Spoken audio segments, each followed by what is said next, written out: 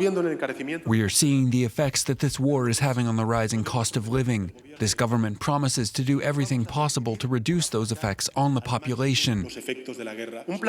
We have a plan for 6 billion euros of investment by June 30th via direct aid and tax cuts, along with more than 10 billion euros in loans to soften the consequences of this crisis on families, businesses, and the most vulnerable organizations.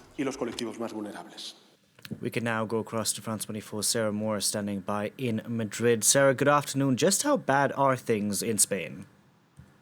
Well, the inflation figure released today, which was the highest since 1985, that essentially confirmed what a lot of Spaniards were already feeling. It was that prices are going up right across the board.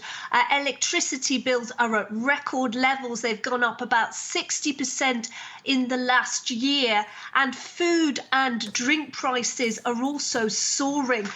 Many people in the supermarkets feel those prices on a daily basis when they do their shopping. Sunflower oil, for instance, has doubled. Olive oil, normal products in the Spanish shopping basket, is also soaring to about €5 a litre. Now, this has been exacerbated by the war in Ukraine, but was already very difficult before the war in Ukraine. And many of the opposition today, opposition parties in the parliament were telling the government, blaming the government and saying that it wasn't just the war. Of course, Spaniards are being hit by a perfect storm because truckers are out in the third week of a strike that is a wildcat strike, really, because many truckers are not supporting it, the main unions. But that truckers' strike goes on despite the Pedro Sanchez socialist government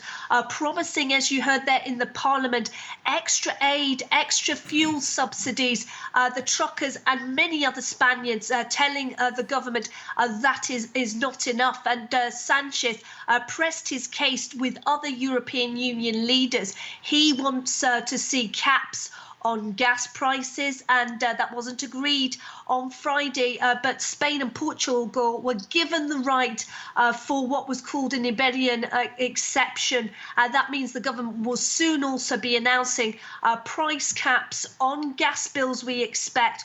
All of this trying to ease some of the pain on Spaniards really struggling to get to the end of the month. Sarah, thank you very much for that update. Sarah Moore reporting there for us from Madrid.